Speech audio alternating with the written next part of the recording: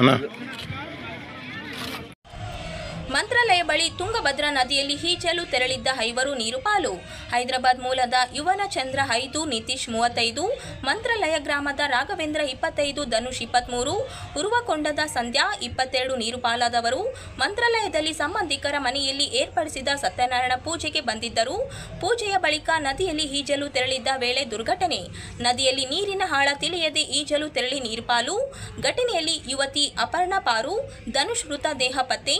ಸ್ಥಳದಲ್ಲಿ ಪೊಲೀಸರು ಮೀನುಗಾರರಿಂದ ಉಳಿದವರಿಗಾಗಿ ಶೋಧ ಕಾರ್ಯ. ವಿಪರ್ಯಾಸವೆಂದರೆ ನದಿಯಲ್ಲಿ ನೀರು ಪಾಲಾದವರ ಹುಡುಕಾಟ ವೇಳೆ ಅಪರಿಚಿತ ವ್ಯಕ್ತಿಯ ಶವ ಪತ್ತೆ. ಎಮ್ಮಿಗನೂರು ಡಿವೈಎಸ್ಪಿ ಭಾರ್ಗವಿ ಸ್ಥಳಕ್ಕೆ ಭೇಟಿ ಪರಿಶೀಲನೆ.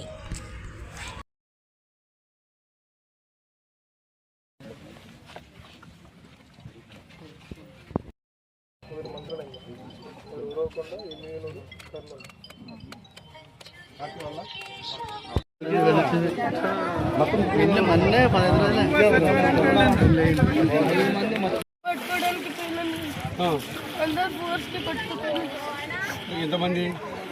ముగ్గురు పెద్ద జెంట్స్, ఒక చిన్న పిల్లోడు, ఒక ఇప్పుడు 5 మంది పోయినా లోపలికి నువ్వు కాక నీతో